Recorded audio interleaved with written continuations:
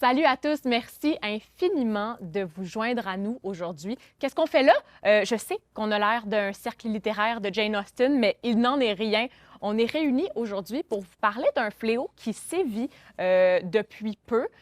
Il est question de l'exploitation et la cyberexploitation, en fait, sexuelle qui est commise à l'endroit des enfants, souvent, qui connaît une nette augmentation depuis le début de la pandémie. C'est extrêmement dommage. Il y en a qui font du pain, il y en a qui apprennent à jouer d'un instrument de musique, puis il y en a qui commettent des crimes en ligne. Alors, on a eu envie de travailler aujourd'hui de concert pour essayer d'adresser ça, de sensibiliser, mais de prévenir aussi parce que la cyberexploitation sexuelle, c'est un phénomène relativement récent, donc naturellement assez méconnu.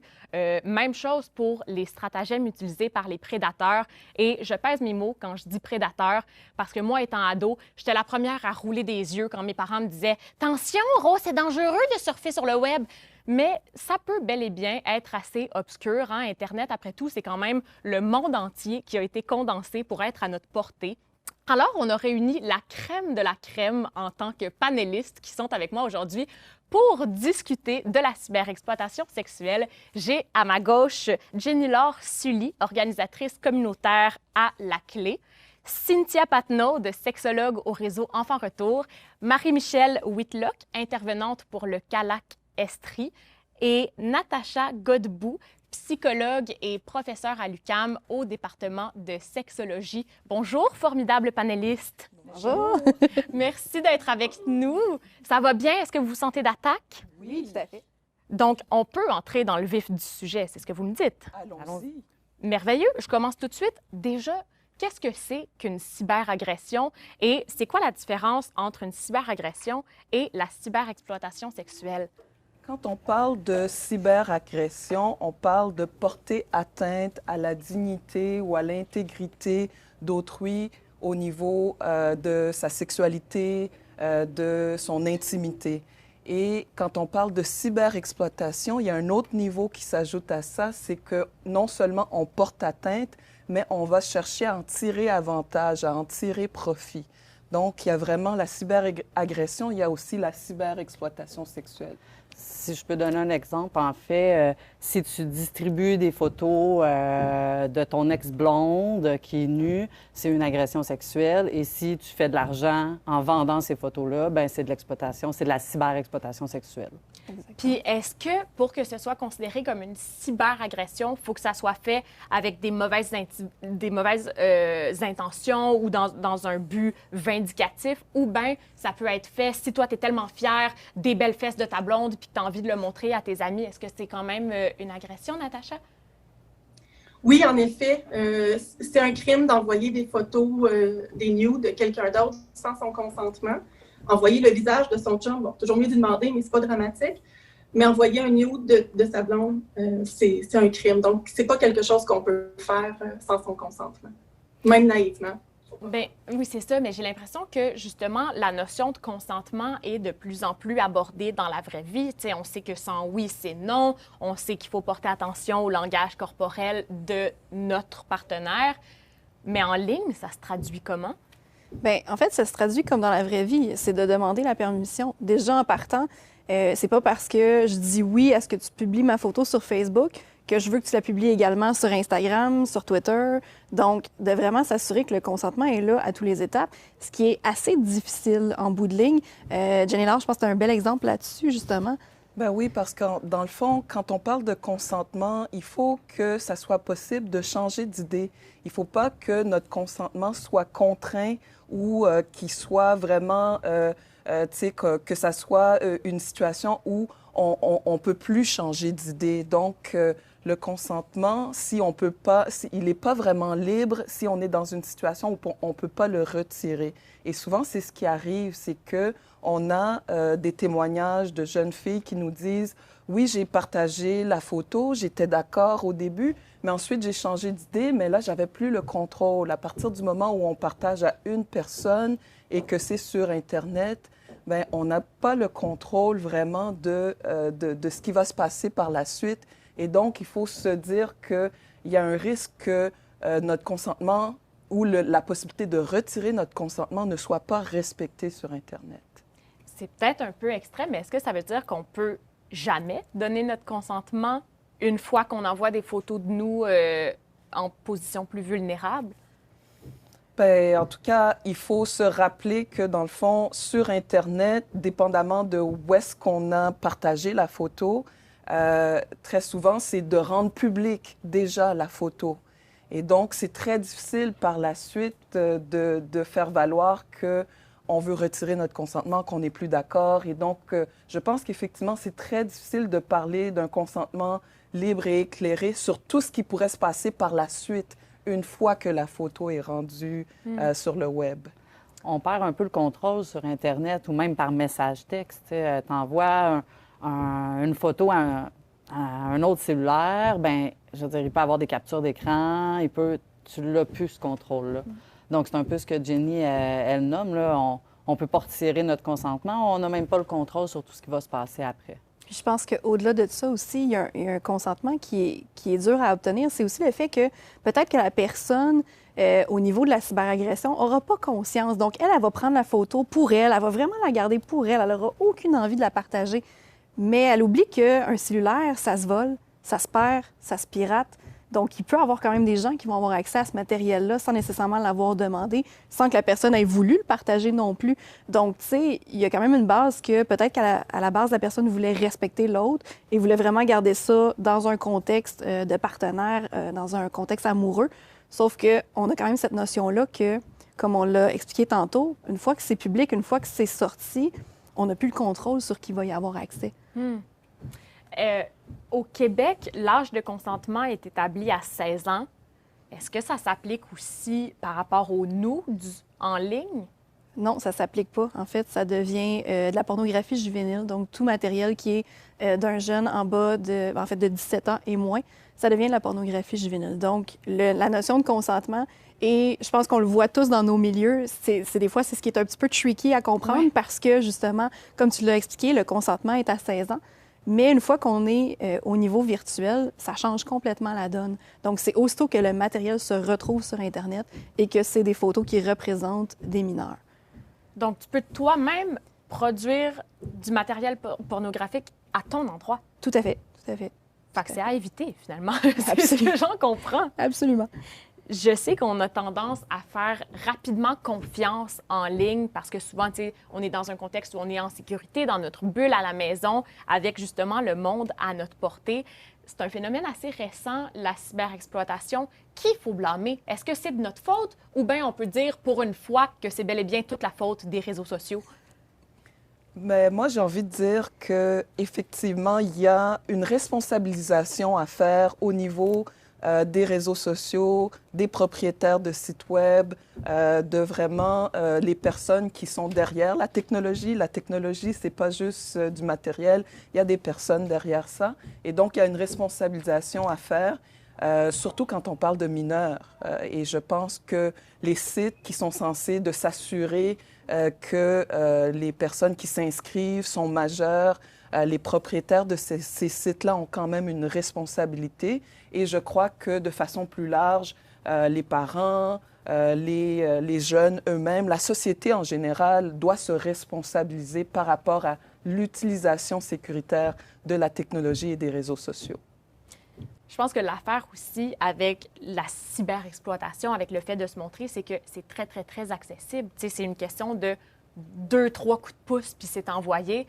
Je pense que si on faisait ça comme dans le bon vieux temps, si pour envoyer nos photos, il fallait prendre un Polaroid, le faire développer, le mettre dans une enveloppe, la cacheter, l'envoyer par la poste, ce serait peut-être moins accessible. Est-ce qu'il y a une manière de rendre ça moins accessible? Bien, c'est sûr qu'au niveau des réseaux sociaux, il y a quand même un petit filtrage de base qui peut se faire. Fait que c'est sûr que de mettre son compte privé et non pas public, déjà, ça peut aider parce que la personne doit accepter que la personne soit un follower ou un ami. Puis je pense que c'est important de savoir aussi que, justement, même si c'est juste mes amis puis que j'ai pas accepté personne, je l'ai pas mis en public, mais mes amis ont quand même le pouvoir de repartager par la suite. Et eux aussi ont des amis. Donc, c'est facile de multiplier le nombre de gens qui vont avoir accès à mes documents parce que si moi, j'ai 300 amis, mon ami en a 300, son ami en a 1800, tu sais, ça devient là, assez rapide à faire le tour de la toile sans qu'à la base, on s'en rende compte. Puis, tu sais, je pense qu'on parlait tantôt au niveau, justement, de la responsabilisation pour tout le monde. On a beaucoup de parents qui vont partager des photos, des vidéos de leurs enfants qui n'ont pas nécessairement la conception de qui, justement, va accéder à ça, parce qu'on le partage pour nos amis, pour notre famille, montrer que nos enfants grandissent, puis que c'est donc beau. Mais si on publie un de nos enfants qui est, par exemple, tout nu, assis sur la toilette, pour montrer que, il est rendu propre, il n'y a plus besoin de couches, c'est super. La plupart des gens vont faire « Oh, c'est cute! » Mais malheureusement, il y a encore des gens mal intentionnés qui, eux, vont l'interpréter comme une nouvelle occasion d'avoir un nouveau fantasme. Donc, c'est ça qui est difficile aussi, puis qui est important, justement, au niveau de la sensibilisation, de aussi parler aux parents, aussi s'adresser aux parents et de montrer comment on peut sécuriser l'environnement Internet de nos jeunes. Oui, parce que c'est assez... Ça peut prendre plusieurs formes. Tu sais, c'est un peu comme un Pokémon, finalement. Ça peut évoluer de plusieurs façons. On ne peut pas toujours le nommer. Natacha, je serais curieuse de savoir à quoi ça peut ressembler concrètement une cyberagression. Il y a plusieurs formes que ça peut prendre. C'est sûr que quand on parle de cyberexploitation, ça peut être aux avances, aux commentaires, au fait de demander une photo et de l'envoyer. Ça peut être du chantage aussi, dire maintenant que j'ai une photo, si tu m'en donnes pas plus, je vais l'envoyer à tes parents, je vais l'envoyer à toute l'école. Même chose pour une vidéo. Ou ça peut même être de répandre des rumeurs. Je vais dire que tu as fait quelque chose que tu n'as jamais fait. Si tu ne fais pas ce que je te demande, tout ça, ça rentre dans la cyberexploitation. Cyberexploitation en ligne, c'est souvent fait par des adultes, mais pas toujours. Des fois, c'est fait aussi par des pères du même âge, des gens comme des ados de la même âge que vous. Puis ça peut commencer en douceur, mais ça prend des proportions inquiétantes, là, où toute l'école se ramasse avec une photo envoyée par texto, etc., du jour au lendemain. Et puis la victime se ramasse tout de suite dans un état désespéré là, assez rapidement. Ça peut être de la sextorsion, du cyberharcèlement, de l'agression sexuelle virtuelle, de la publication non consensuelle d'images intimes. Il y a vraiment plusieurs formes. Les exemples sont illimités. C'est vraiment malheureux parce qu'on est rendu dans une complexité technologique où c'est très, très dur d'arrêter ce mouvement-là et d'être capable de se protéger et d'éduquer un peu les jeunes et les moins jeunes à toute cette réalité-là. Merci pour cette réponse assez précise. J'ai l'impression que quand on est ado, souvent, il y a bien des erreurs qu'on doit faire pour pouvoir apprendre, grandir et ne plus les reproduire. Mais là, dans ce cas-là, c'est vraiment pas des erreurs qu'on souhaite faire, qu'on souhaite vivre. Marie-Michel, tu nous avais soumis un témoignage d'une personne, d'une femme qui a vécu une situation similaire. Est-ce que tu avais envie de nous en parler un petit peu? Oui, cette jeune fille, en fait, elle était adolescente, puis son copain lui a demandé de se dénuder, en fait, devant sa caméra, bien, son ordinateur, mais elle ne savait pas qu'il y avait eu une capture d'écran, en fait, durant ce moment-là. Et là, quand il y a eu rupture, un peu comme Natacha a dit, bien, il y a eu du chantage. Donc, son ex-copain n'en voulait plus, mais là, il y avait une photo pour la faire chanter. Donc, elle lui a répondu, donné plus. Et là, c'était un cercle infini. En fait, ça a duré plus de 5 ans. Jusqu'au moment où elle a brisé le silence et qu'elle est allée chercher de l'aide, puis qu'elle a fait « je suis coincée, ça n'a pas de sens, ça ne peut pas continuer comme ça ». Mais c'est quand même long, 5 ans. Et on n'est jamais certain de la photo se retrouve où. Elle, ça s'est passé à l'âge de 15, 16 ans. Donc, rendue à 20 ans, 21 ans, tu cherches un emploi, mais elle a toujours en tête, est-ce que cet homme-là m'a vu nue, en fait? Peut-être que oui, peut-être que non. Elle ne saura jamais, en fait. C'est un épisode de Black Mirror, ça? C'est un cauchemar? Oui. Tu parles de capture d'écran. Est-ce que vous êtes familière avec le phénomène des cappers? Est-ce que c'est ça, les gens qui font des captures d'écran en série pour finalement redistribuer les photos qu'on leur envoie ou les vidéos qu'on leur envoie? Bien, c'est un phénomène qui est très peu connu.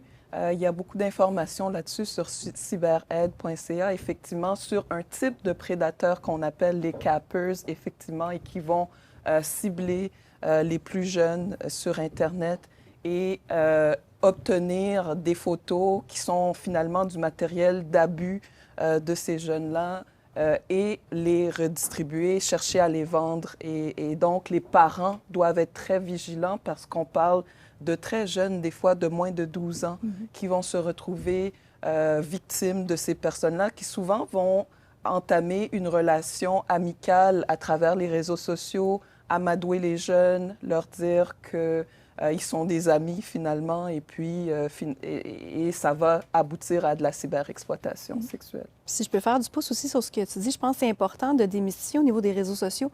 Il y a aussi les jeux en ligne qu'on oublie très souvent.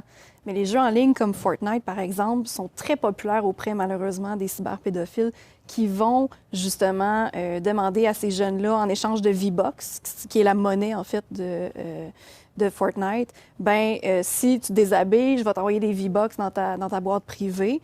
Donc, les jeunes ne pensent pas nécessairement, vont le faire. Et là, encore là, il y a énormément de conséquences. Et c'est souvent les jeunes garçons qui vont être visés à ce niveau-là parce que souvent, on va souvent associer la victimisation aux filles. Mais les garçons aussi sont beaucoup victimes. Et je pense que c'est important aussi qu'au niveau de la prévention, on s'adresse autant à l'un qu'à l'autre. C'est ce qu'on essaie de faire généralement, je pense, dans tous nos emplois, parce que oui, la publicité est beaucoup faite au niveau des jeunes filles, des jeunes femmes, mais les garçons sont là aussi, et les garçons aussi en vivent, et souvent, c'est beaucoup plus tabou pour eux d'en parler, parce qu'on a encore la conception un petit peu stéréotypée que l'homme est fort, l'homme ne pleure pas, n'a pas d'émotion, il est capable de vaincre tout. Alors, c'est très tabou pour un jeune homme, un jeune garçon, d'expliquer que oui, en effet, il a subi du harcèlement, il a subi des menaces, ou il a subi de l'extorsion ou une agression sexuelle. Tu parles de jeux en ligne. En fait, que ça soit sur Internet ou que ça soit live, Oui. L'arme du crime, c'est beaucoup le lien de confiance. Donc, tous les outils possibles pour tisser un lien de confiance avec une potentielle victime, va permettre à l'agresseur de faire un peu n'importe quoi à la victime. Donc, les jeux en ligne est une façon, commencer à chatter en privé avec une jeune fille pour, après ça, l'amener à envoyer des photos, se dénuder, etc., etc. Puis en live, c'est comme ça aussi. Les agresseurs s'approchent, c'est une amie, l'a connue dans un party, tu lui fais un peu confiance, tu t'en vas avec lui à la fin de la soirée. Donc, c'est toujours le lien de confiance, en fait, qui est établi. Je trouve ça intéressant que tu soulèves ça parce que, tu sais, quand on parle de prédateurs en ligne, on imagine un vieux monsieur avec son capuchon puis ses cigarettes, mais ça peut effectivement arriver dans des relations amicales, mais amoureuses aussi. Cynthia, tu nous as envoyé un témoignage de jeune fille, je vais vous le lire rapidement. Une jeune fille de secondaire 1, donc de 12-13 ans, qui a dit « J'ai déjà eu un chum qui voulait des photos sexy de moi. Je comprenais pas pourquoi, j'avais même pas encore de seins. J'ai eu beaucoup de misère à mettre ma limite avec lui. Je l'aimais tellement. Il m'a laissé finalement parce que je n'étais pas assez déniaisée. » Évidemment, la fille a fait la bonne chose. Je pense que quand quelqu'un nous laisse parce qu'on ne répond pas à son chantage, c'est pas quelqu'un avec qui on veut sortir. Mais j'ai envie d'avoir ton avis là-dessus, Natacha. Quand on est ado, moi, je me souviens, là, j'étais la première à avoir l'estime toute molle. Je voulais donc bien être validée par tout le monde. Tu sais souvent, tu sais, que tu fais pas la bonne chose, puis il faut s'écouter, mais comment tu fais pour le communiquer aux autres, puis quand même te respecter là-dedans? Tu l'as super bien dit. La validation, c'est essentiel. C'est pas juste les jeunes, c'est les adultes aussi. Se sentir validé, c'est essentiel pour tous les êtres humains. Donc, vous faites pas exception, les jeunes, là, on est tous pareils. Mais c'est quoi qui est vraiment une façon de se sentir validé? Le fait de plaire et de faire ce que l'autre demande, ça peut être validant, mais ça peut aussi amener à toutes sortes d'affaires. Alors que ce qui est vraiment validant, c'est d'être soi-même. Aussi, on a un travail de société épouvantable à faire, c'est-à-dire de commencer à valider les filles pour d'autres choses que plaire et obéir et être gentille. Comme par exemple être intelligente, être brillante, être elle-même. Ça, c'est pour tous les jeunes.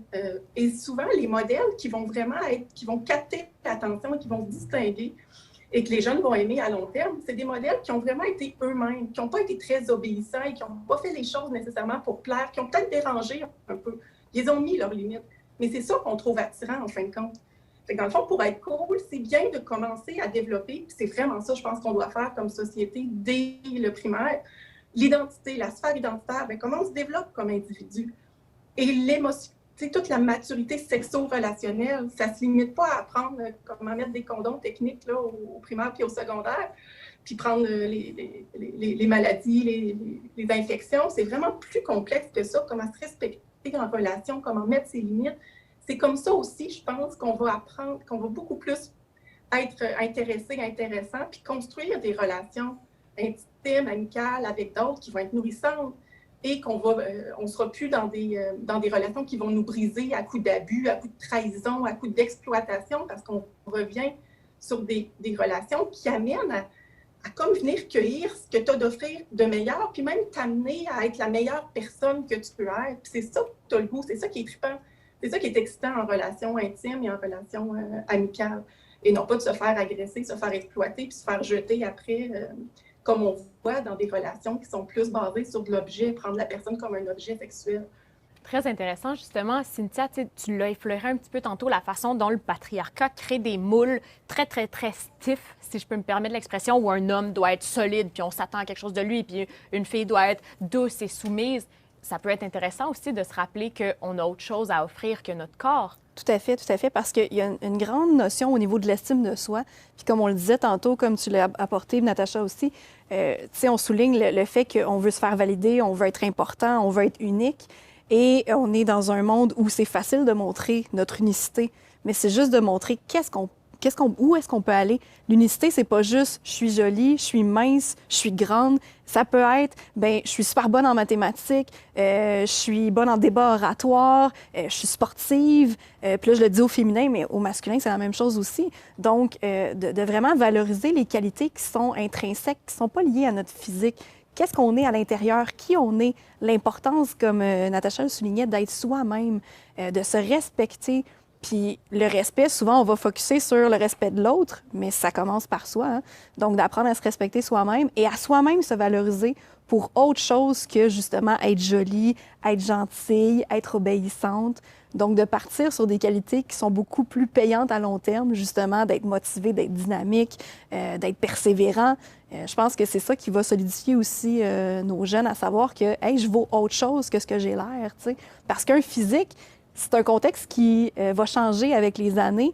Moi, souvent, je vais expliquer aux jeunes, quand on donne des ateliers, tu sais, si à l'époque, tu tripais sur Justin Bieber, puis tu tripes sur sa musique, même si Justin Bieber pogne un accident d'auto puis il perd 2 jambes, est-ce que tu vas écouter moins sa musique? Ben non, c'est sa musique qui m'intéresse. Ah, OK. Fait que le fait qu'il est beau, c'est un bonus. Mais sa musique, elle va être bonne quand même pour toi.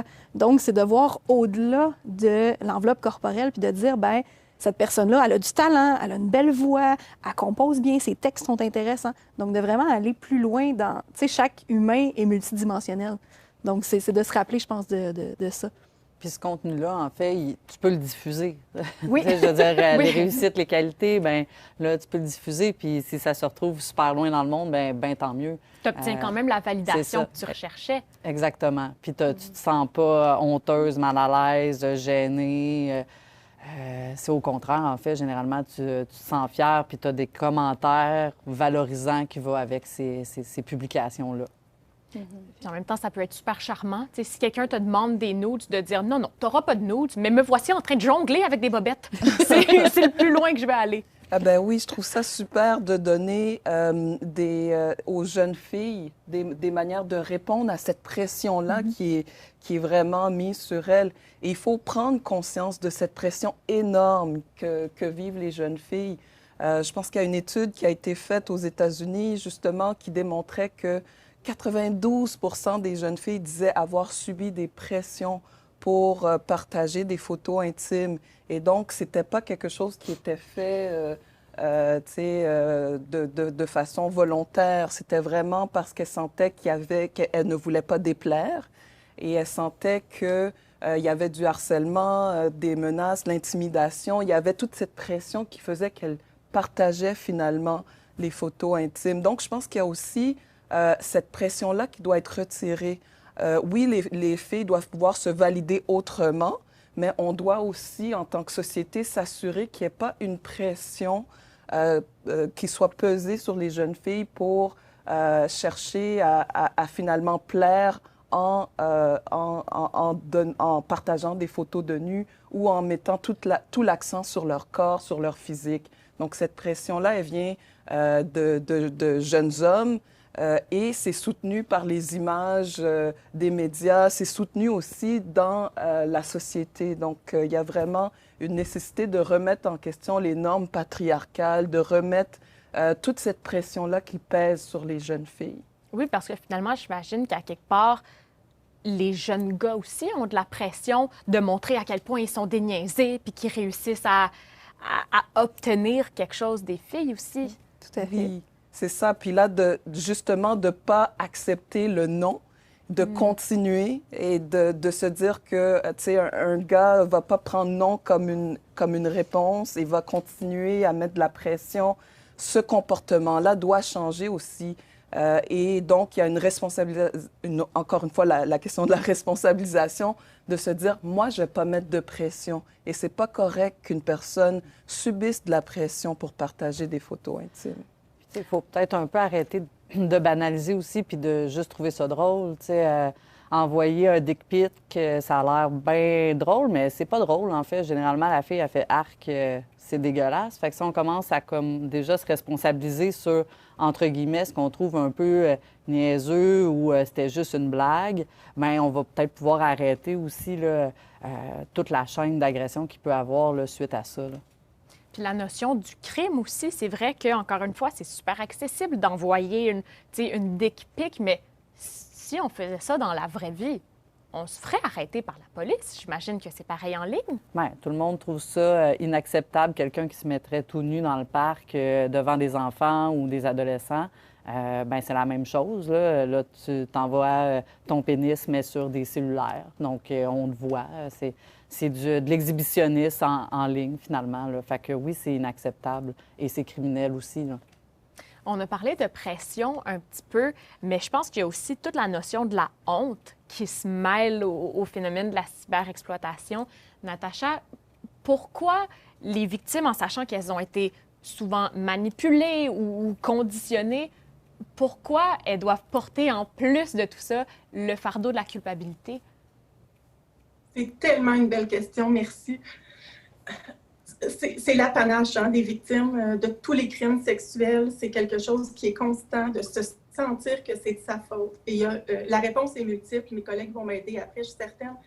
Je partirais là, dès le début de l'éducation, puis même au primaire. J'entendais encore la semaine dernière que les filles ne pouvaient pas porter des bretelles spaghetti parce que, imaginez, ça pourrait exciter les petits gars, puis ça pourrait les empêcher de se concentrer. Mais là, c'est encore une fois comme si la fille doit s'habiller de façon à ne pas empêcher le petit garçon de se concentrer. C'est comme le fardeau revient sur ses épaules. Et c'est très facile après ça de faire le lien de « c'est de ma faute si je me suis habillée de telle façon ou j'ai agi de telle façon, je mérite le crime que j'ai enduré ». Fait que le fardeau de la honte est pesant, c'est un exemple parmi tant d'autres. Mais aussi, ces filles-là, souvent, qui sont victimes, vont arriver puis vont peut-être en parler, si on espère, des fois, ça prend plusieurs années. Disons que ça se passe plus vite, essayons. La réponse va être super importante parce qu'ils ont tellement honte d'en parler à un adulte, par exemple, responsable, leurs parents.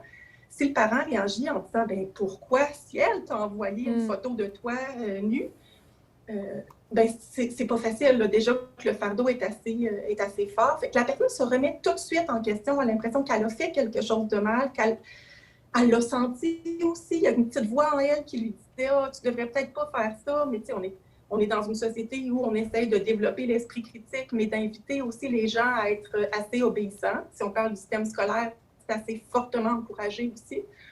Donc, la personne a eu tendance à faire pour plaire, pour conserver la relation, à envoyer quelque chose, malgré qu'elle sentait la petite voix qu'elle n'a pas écoutée et qu'on n'encourage pas assez.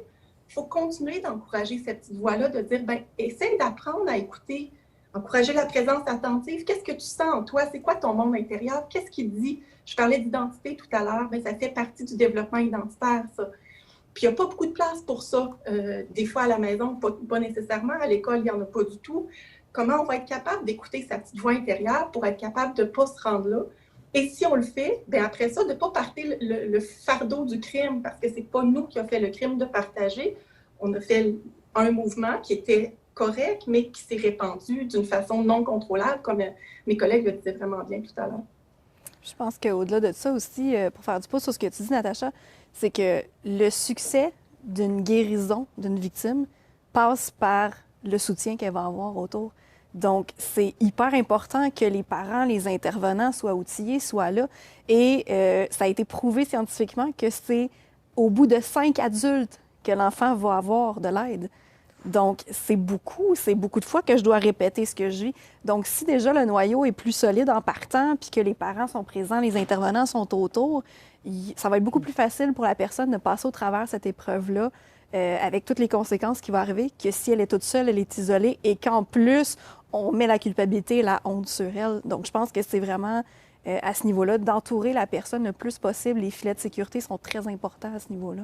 Je pense qu'effectivement, c'est un engrenage, puis on a beau se dire, ça va être rien qu'une fois, puis après, je vais être débarrassée. J'imagine qu'il faut juste s'en tenir loin. Est-ce qu'il y a une réponse polie à donner quand on nous demande puis qu'on veut pas, ou on est mieux carrément d'ignorer les demandes, Marie-Michel? Bien, si on est harcelé constamment, c'est effectivement d'ignorer ces demandes-là ou d'être très clair, ne me contacte plus. Et moi, je dirais, au-delà de ça, on parlait tantôt du petit feeling là, que tu as quand tu te sens pas bien. Bien, c'est d'en parler quand tu sens ce feeling-là. Si tu en parles, tu vas t'apercevoir que ta meilleure amie a vécu ça aussi, que ta mère l'a peut-être vécu aussi. Puis là, ben tu vas te sentir moins seule. Mais s'il y a des demandes et des demandes, bien, tenter de faire page blanche, là, de ne pas répondre. Puis ton petit feeling, tu sais, moi, je vais souvent faire référence à un système d'alarme. Tu sais, c'est ton corps qui te donne des signaux pour te dire « Hey, là, arrête, là, ça marche pas. » Fait que tu peux pas, un moment donné, tu sais, s'il y a un feu, l'alarme part, tu pourras pas juste rester assis dans ton salon et attendre que ça passe. Il va falloir que tu passes à l'action. Donc, c'est la même chose. Quand ton corps te fait sentir mal, c'est quoi sentir mal? Est-ce que j'ai mal au cœur? Est-ce que je suis étourdie? Est-ce que j'ai mal au ventre? Est-ce que je me mets à shaker comme ça? Il faut que je le sache, puis c'est là qu'il faut que j'agisse. Puis c'est important d'identifier, bien, est-ce que c'est toujours avec la même personne? Est-ce que c'est toujours dans cette situation-là en particulier? Oui. Bien là, peut-être que ça vaut la peine, justement, de partager avec le monde autour de moi. Est-ce que c'est normal que je me sente comme ça? Puis souvent, c'est comme ça que les jeunes vont se rendre compte que, hey, attends un petit peu, là, il y a de quoi de pas correct parce que, justement, je suis pas toute seule qui vit ça. Je suis pas toute seule qui se sent comme ça. Puis j'ai le droit, moi, de bien me sentir parce que la base d'une relation, c'est de se sentir bien, c'est de se sentir respecté, puis de se sentir en confiance. Fait que si c'est pas le cas, bien, il y a quelque chose qui marche pas, là. Puis ça, c'est dans n'importe quelle des relations, autant les relations amoureuses qu'amicales, professionnelles, virtuelles, réelles. Je pense que c'est important.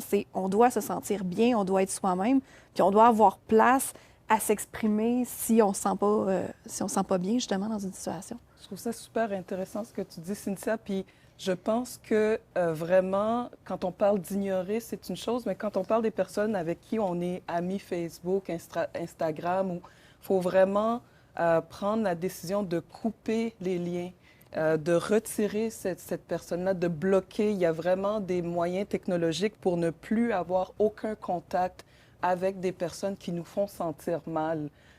Dès qu'on sent qu'on n'est pas respecté et que la personne cherche à dépasser nos limites, bien, on doit faire obstacle, on doit lui fermer la porte. Et ça se fait en la retirant de nos listes d'amis, puis en la bloquant s'il le faut, en lui laissant aucune opportunité de rentrer en contact avec nous.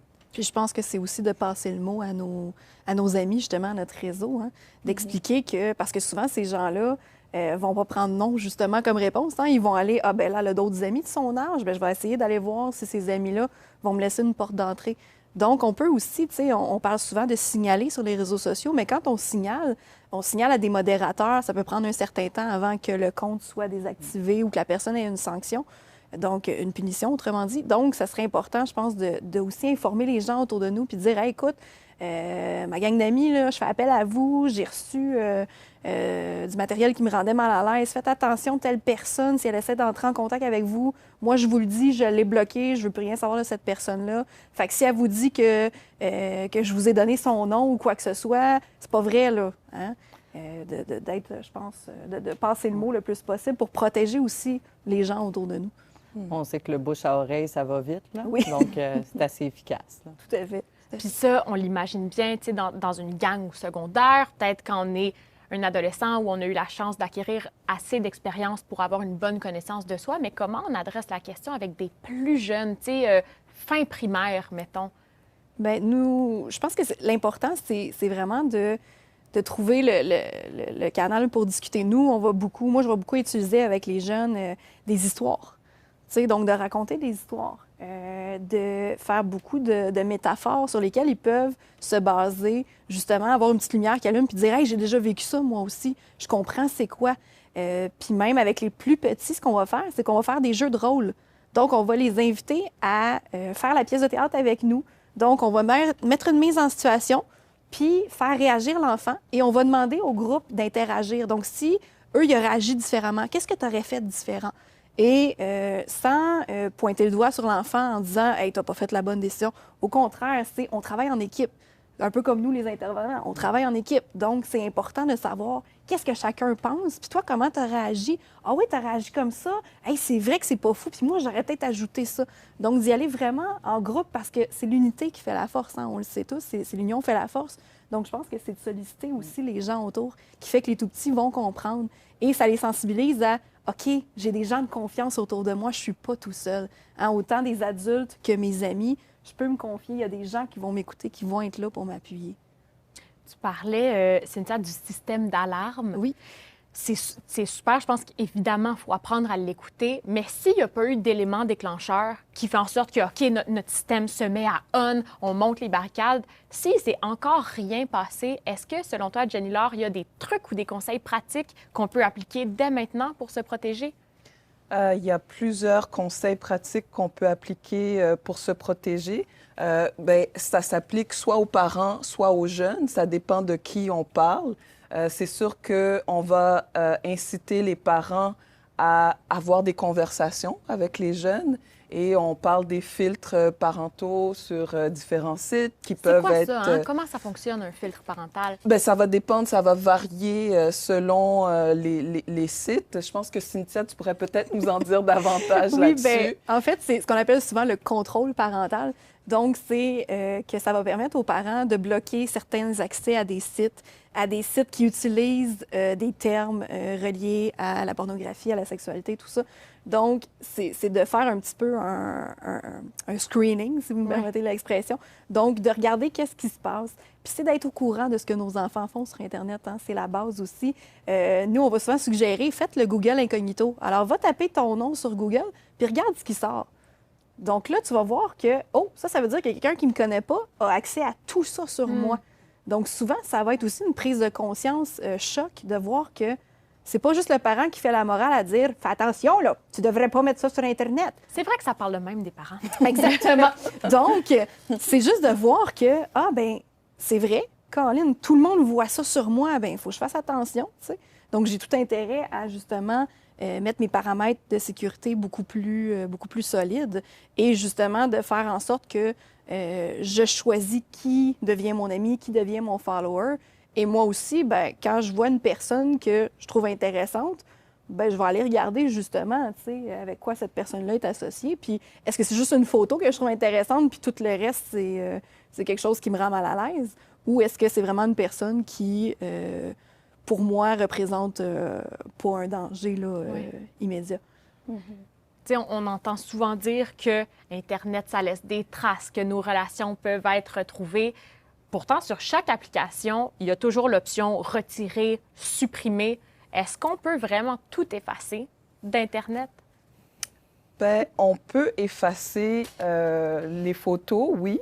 Et il y a même des techniques qui sont données sur aidez-moi.ca. Aidez-moi, s'il vous plaît. Aidez-moi, s'il vous plaît. Oui, aidez-moi, s'il vous plaît, qui nous permettent de finalement d'effacer, de retirer des photos qu'on juge qui ne devraient pas se retrouver sur Internet. Et donc, c'est possible. Mais jusqu'à quel point ça va être complètement effacé, ça, c'est une autre question. Parce qu'on ne sait pas justement s'il y a déjà eu des copies qui ont été faites et qui ont été sauvegardées sur un disque dur quelque part. Donc, d'effacer complètement à zéro, ça, c'est un petit peu plus difficile. Je pense pas qu'on peut dire qu'on peut effacer complètement toute trace sur Internet. Non, moi, en tout cas, j'ai une anecdote. C'est ça, une jeune fille, je pense qu'elle avait 16 ans. Il y a des vidéos qui ont été mises. On a réussi à les enlever sur certains sites qu'on avait ciblés. Puis elle m'a rappelé 3 ans plus tard parce que, oups, il était réapparu des vidéos sur d'autres sites qu'on a réussi à enlever. Mais là, elle a comme compris que bien, peut-être que dans un an, peut-être que jamais aussi, mais peut-être que dans un an, il y a encore de ces vidéos-là qui vont être rediffusées. Fait qu'il y a moyen quand on cible les différents sites, tout ça, mais on ne sait jamais quand est-ce que quelqu'un va remettre ça sur Internet. Je pense que ce qui est dommage là-dedans, puis Jenny Laure, tu l'avais expliqué tantôt, c'est que, tu sais, c'est des gens qui gèrent ces plateformes-là, hein, puis c'est payant. La pornographie, c'est très, très, très payant. Très payant. Donc, c'est difficile des fois pour tous les intervenants, les policiers, tout ça, avec justement ces personnes-là qui gèrent ces plateformes-là, de faire comprendre que oui, mais c'est parce que là, c'est un enfant, c'est un abus, c'est une agression. Oui, mais c'est payant. Puis moi, souvent, les hébergeurs, ce qu'ils vont dire, c'est oui, mais moi, je fais juste accepter que le monde publie, c'est pas moi qui le fais. Fait que moi, je m'en lave les mains. Les hébergeurs, ça, c'est ceux qui détiennent ces sites-là. Exactement. Donc, pour eux, ça va être, ben moi, les gens peuvent publier sur ma plateforme, mais je ne contrôle pas ce qu'ils mettent. Tu sais, c'est pas moi qui l'ai publié. Donc, moi, ben, j'ai pas à me faire taper sur les doigts. Là. J'ai pas de responsabilité là-dedans. Donc, encore une fois, comme Jenny Laure le soulignait plus tôt, c'est vraiment de faire une responsabilisation à tous les niveaux. Donc, c'est vraiment que tout le monde autour se rende compte qu'on parle d'agression, on parle de l'intégrité d'une personne, que ce soit un enfant ou un adulte. Puis ça peut aller très, très loin. Là. Je pense que, Natacha, tu pourrais donner des exemples, je suis sûre, de conséquences que ça a à court, moyen, long terme là, sur une personne que de voir ce matériel-là en ligne qui ressort sporadiquement. Oui, en effet. C'est des conséquences à long terme. Je dis que ça laisse des traces durables là, qu'on peut voir. Puis c'est à tous les niveaux, c'est très destructeur. Parce que c'est une personne qui a été vue puis prise comme un objet et pas considéré pour être comme, c'est quasiment pas un être humain. Donc, on voit, nous, moi, je travaille beaucoup avec des adultes qui ont vécu toutes sortes de traumas, puis d'exploitation, puis d'abus en enfance à l'adolescence, puis encore à l'âge adulte, dans plein d'aspects de leur vie, là, que ce soit au niveau sexuel, au niveau psychologique, au niveau relationnel. Il y a plein de difficultés qui vont émerger, puis des fois, ils ne se rendent même pas compte que c'est en lien avec ces événements-là. Mais ça reste, puis il y en a qui vont en parler même plusieurs années plus tard. De là, tout à l'heure, on dit, mais comment on va prévenir ça? Une de mes collègues disait, des fois, c'est insidieux, là, on ne le voit pas venir. Moi, je fais l'analogie de la grenouille. C'est comme, on le sait, des fois, c'est massif. Tu sais, quelqu'un qui arrive sur ton réseau, puis qui dit, envoie-moi une photo tout nu le premier jour. Généralement, les personnes, ils réagissent, disent, non, je ne fais pas ça, je le sais que ça n'a pas de bon sens. Mais c'est pas mal plus complexe que ça, right? C'est-à-dire que c'est comme...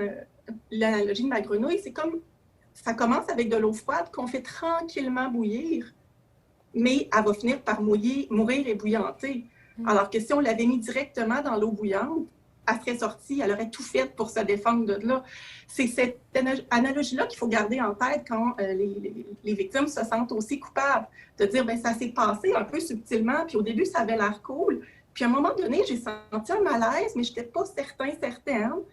Fait que là, je me suis ramassée à faire des choses que là, je suis rendue une victime d'exploitation, d'abus ou de cyber-exploitation. Comment on va faire pour s'en sortir? Bien, d'en parler, c'est super important. Puis tu sais, quand vous vous dites, hey, je serais gênée d'en parler à mon ami ou à mes parents, bien, c'est peut-être cette voix-là aussi que vous pouvez écouter. C'est une façon de se dire, il y a peut-être quelque chose qui n'est pas correct là, dans ce qui se passe avec cette personne-là en ligne. On parlait tout à l'heure des enfants. Comment on va faire pour parler de ça aux enfants? Tu sais, moi, je pense que ça commence, là, ils ont 3 ans, c'est le temps d'en parler. Un truc qu'on peut donner aux parents, c'est de dire, ben, tu sais, tu joues avec ton enfant de 3 ans, puis vous vous bagarrez, puis en riant, il dit, non, arrête, maman. Ben, arrête, comme il sort du jeu pendant 1 seconde, puis dit, chérie, est-ce que c'est un vrai non? Est-ce que tu me demandes d'arrêter? Puis là, l'enfant, normalement, si vous êtes vraiment en train de jouer, il va dire « Oh non, c'est juste pour jouer. » OK, parfait. Fait que vérifiez tout de suite la notion de consentement. Qu'est-ce qu'on fait en faisant ça? On est en train d'apprendre à ce futur ado-là, bien, comment on va vérifier? Puis ça se fait aussi même dans un contexte sexuel. On est capable d'arrêter, de dire, bon, ce que tu veux, on peut vérifier ça de plein de façons. Et en ligne, bien, c'est la même affaire qui s'applique. On est capable de vérifier, de sentir. Fait qu'on est toujours capable de s'adapter puis de parler des vraies affaires avec les vrais mots. Peu importe c'est avec qui qu'on a devant nous, on s'ajuste, on va répondre aux questions, mais on est capable de s'adapter à plein de clientèles différentes. On parle de crimes en ligne, mais j'imagine que les conséquences pour les victimes sont bien réelles. Est-ce que c'est la même chose pour les agresseurs? Jusqu'où peuvent aller les sanctions pour une agression en ligne? Bien, si on parle de mineurs, c'est sûr qu'il y a un niveau, au niveau des infractions. Les infractions criminelles vont varier selon l'âge, en fait. Quand on parle d'infractions sexuelles contre des mineurs, bien, il y a plusieurs infractions qui vont être... qui peuvent être portées contre la personne qui a commis l'agression. Donc oui, il y a des conséquences et il faut être conscient de ça, tout particulièrement quand on parle de personnes de moins de 18 ans. Et donc là, souvent, les gens ont l'impression que partager des images, c'est banal, c'est sans conséquences, mais c'est vraiment pas le cas. Il y a effectivement... ça peut aller beaucoup plus loin, il peut y avoir des poursuites, etc. Les conséquences sont autant pour la victime et pour la personne qui s'est rendue coupable du crime en question. Puis la personne coupable n'est pas non plus forcément protégée par son âge. Non, en effet, parce qu'à partir de 12 ans, toute personne peut être accusée au niveau criminel. Donc, même si ça se fait de mineur à mineur, ça reste quand même un crime. Donc, même si c'est un couple, par exemple, que les deux partenaires ont 14 ans, mais les deux peuvent être quand même accusés parce que c'est de la pornographie juvénile. Donc, ça revient encore que c'est du matériel inapproprié. Puis souvent, on va faire justement le parallèle avec les jeunes. Mais il faut savoir que même au niveau adulte, si notre partenaire partage nos photos, il peut être aussi criminellement accusé parce que c'est un partage sans consentement. Donc, c'est là qu'on revient au noyau du consentement qui est important à tout âge. Puis comme tu l'as mentionné, Natacha, de commencer le plus jeune possible à apprendre à un enfant qu'est-ce que c'est le consentement pour qu'on puisse former des adultes de demain qui savent ce que c'est, qui ne sont pas gênés de le demander. Parce que souvent, aussi, ce qu'on va se faire dire, c'est « Ouais, mais là, je ne suis pas pour y demander à toi 30 secondes, t'es sûr que tu veux, t'es sûr que ça te tente? Hein, » C'est un peu poche. Mais il y a des manières de l'intégrer dans notre routine, justement, puis de rendre ça... justement, on peut le rentrer dans notre jeu érotique, notre jeu sexuel, mais d'apprendre à... C'est normal de demander à l'autre personne parce que, justement, on le sait que par après, la personne peut avoir changé d'idée, puis on peut changer d'idée à tout moment. Donc, c'est important de le vérifier. Puis en même temps, poser la question à l'autre, ça nous pose la question à nous aussi. Parce que des fois, peut-être que nous aussi, on se crée de la pression, puis qu'on se dit « Non, non, c'est correct, là, je suis capable, je suis rendu là. » Mais peut-être pas. Fait que des fois, peut-être de parler à l'autre personne. Si l'autre personne nous dit « Écoute, je suis pas sûre. » Peut-être que toi aussi, tu vas te dire « Bien, sais-tu, moi non plus. » Je suis pas sûre, on spécifie que c'est une invitation à on laisse ça là, on c'est se reprend pas. Pas sûr, je peux travailler pour lui faire dire oui. Puis le meilleur sexe, en fait, c'est quand les deux ont du fun. Oui. On s'entend. Fait que c'est comme ça qu'on réussit à avoir du plaisir, entre autres. Puis en cas de doute, là, je pense que si tu n'es pas sûr que quelqu'un a envie de toi, moi, ce que je me dis, c'est si quelqu'un a envie de toi, tu vas le savoir, ça va être très clair, ça va être très impliqué. Par contre, là, on parle de cyberagression. C'est pour ça que moi, je veux savoir, Natacha, clairement, les conséquences sont très réelles, mais d'un point de vue psychologique, est-ce que les séquelles d'une personne qui a été victime de cyberagression sont les mêmes que d'une personne qui a vécu une agression sexuelle? Est-ce que ça s'apparente à ce niveau-là? Bien, ma réponse va être super plate parce que les séquelles sont différentes d'une personne à l'autre. C'est pas on n'aura pas toutes les mêmes réactions.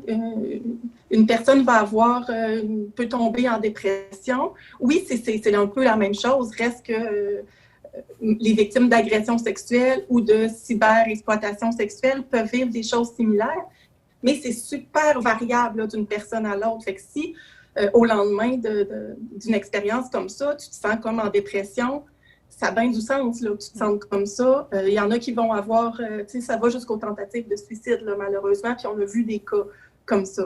Fait qu'il y a vraiment une grande détresse psychologique. Si c'est Lorsque les cas là, qui sont très, très durs, puis qu'il faut être super vigilant lorsqu'on a des cas comme ça, c'est lorsque toute l'école est au courant, vraiment lorsqu'il y a une diffusion dans les médias, sur les réseaux sociaux, Facebook, etc., Instagram, puis que les images souvent sont enlevées rapidement sur ces réseaux-là, mais sont véhiculées auprès des amis et ça laisse des traces vraiment, vraiment douloureuses.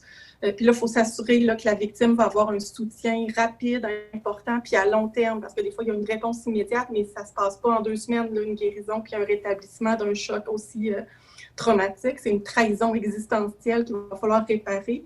Je parle aussi de répercussions relationnelles qui vont se réparer dans un contexte relationnel.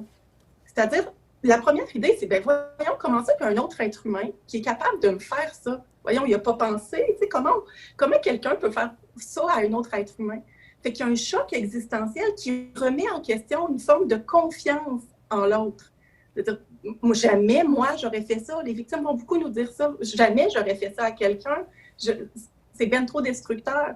Fait que comment ça, ils le font à moi? Ça doit être parce que je ne vaux pas la peine d'être aimée. Fait que vous voyez toute l'estime qui est déjà fragile, souvent, là, qui s'effondre totalement. Là.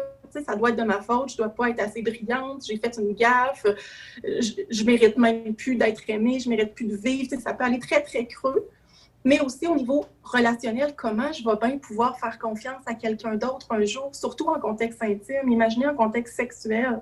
Fait que, on va avec des traces qui sont très subtiles puis qui vont toucher ce que j'appelle, moi, le tronc, comme le tronc d'un arbre, mais psychologique, qui tient là, toute la base de l'être humain, c'est-à-dire comment je me vois moi-même, mon identité, comment j'ai plus confiance en moi, j'ai l'impression que je ne vaux pas de la... tout mon côté identitaire, mon côté relationnel, j'ai l'impression que personne ne va m'aimer s'il voit ça en ligne, etc. J'ai l'impression que je ne vaux plus la peine d'être aimée. Je me considère comme quelqu'un qui n'a plus de valeur en contexte relationnel intime. Puis aussi, tout mon impact émotionnel, c'est-à-dire que je n'arrive plus à me gérer. Je vis toutes sortes d'affaires, je t'en maudis, je me sens irritable, je me sens triste, je me sens déprimée, j'ai plus le goût de rien faire. Fait qu'on a les 3 aspects là, vraiment du tronc psychologique comme être humain qui sont abîmés, puis qu'il va falloir progressivement travailler, il va falloir être patient pour gérer toutes ces traces-là, ces cicatrices-là à long terme. Clairement, les conséquences sont assez lourdes. Donc, pour conclure, là, mettons que ça se passe. Dans notre classe, il y a la photo d'un élève qui est partagée. Comment on peut réagir face à ça? Bien, agir, en fait, pas la face que tu fais quand tu l'apprends, mais comment tu peux agir? C'est quoi nos options? En fait, je pense d'en parler, vraiment. Puis, tu sais, souvent, moi, ce que je dirais, c'est imagine-toi que ça, là, parce que des fois, c'est pas quelqu'un que tu connais personnellement, c'est quelqu'un de l'école que tu as entendu parler quelque part. Moi, je te dirais, imagine-toi que c'est la personne que tu aimes le plus au monde qui est après vivre ça. Pour toi, ça va être important que cette personne-là elle ait de l'aide. Bien, c'est la même chose parce que cette personne-là, elle est importante.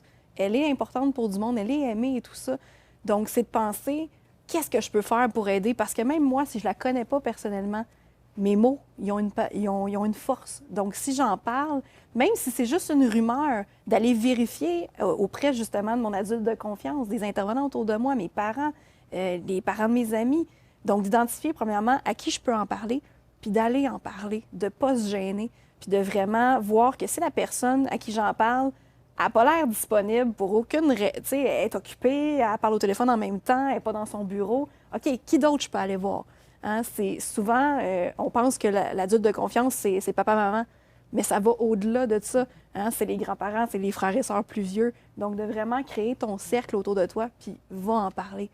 Fais bouger les choses. Tu es capable de faire bouger les choses, même toi, en tant que personne, même si tu es un enfant, un ado, tu as la possibilité de faire changer les choses en parlant à quelqu'un. Puis, tu sais, c'est entre nous, là, aussi, là, moi, je suis d'accord vraiment avec tout ce que tu as dit, mais de le dire que c'est pas drôle, tu sais, quand on est ensemble puis qu'on montre un peu ce qui se passe, ben tu sais, non, c'est pas drôle, je veux pas voir ça, tu sais. De briser ce silence-là aussi, puis de pas juste faire « mais en disant que, ouais, non, c'est pas bien drôle, mais de le nommer, ça aussi, ça a un pouvoir de changement dans une gang, dans la société en général. Puis de se souvenir que même s'il y a un écran, bien, c'est une vraie personne qui va vivre des conséquences, tu sais, puis que ça va se retrouver dans la rue, puis à l'école, partout, en fait. Puis je suis tout à fait d'accord avec toi, Marie-Michel. Je pense que si ça arrive dans un milieu comme une école, faudrait que chaque étudiant ou chaque élève se dise, moi, j'ai la responsabilité de ne pas repartager. J'ai cette responsabilité-là et je la prends. Donc, c'est de ne pas participer à cette dynamique-là où l'intégrité d'une autre personne est attaquée. Tout à fait. Exact. Donc, on ne repartage pas les photos. Ce qu'on peut partager, par exemple, c'est cette discussion qui a été tellement éclairante, importante, quoi d'autre? Patente. On dirait que j'ai plus envie d'arrêter de rimer. Merci tellement pour votre apport, chers panélistes. Avez-vous un mot de la fin ou un proverbe ou un verse de rap? C'est votre moment pour conclure. Bien, on est ensemble contre la cyberexploitation. Tout à fait. Bien, c'est parfait. On est ensemble et j'en profite pour remercier nos partenaires Maison Haïti pour l'accueil, la clé, concertation des luttes contre l'exploitation sexuelle, prévention Jeunesse Longueuil, prévention Jeunesse Laval et les services de police qui ont contribué au projet. On remercie aussi Réseau Enfants Retour, le Calac Estrie et Québecor. N'oubliez pas de partager cette discussion sur les réseaux sociaux. Vous pouvez vous abonner à la page Full Célèbre. Ça, c'est le nom de la page. Là. La page sera Full Célèbre seulement si vous allez tous vous abonner sur Facebook, Instagram, Snapchat. Pour revoir la discussion ou pour en apprendre plus, rendez-vous sur fullcélèbre.org. Toutes les ressources citées sont regroupées sur cette page-là. Donc, tous les organismes, on parle aussi, il y a eu mention de... Aidez-moi, s'il vous plaît. Cyberraid.ca. Cyberraid.ca. Tout ça, ça se trouve sur la page de fullcélèbre.org. Merci beaucoup à toi, Natacha, aussi d'avoir été avec nous. Merci beaucoup à vous. Merci pour vos interventions. Ça a été passionnant comme discussion. Bonne fin de journée et stay safe, les jeunes.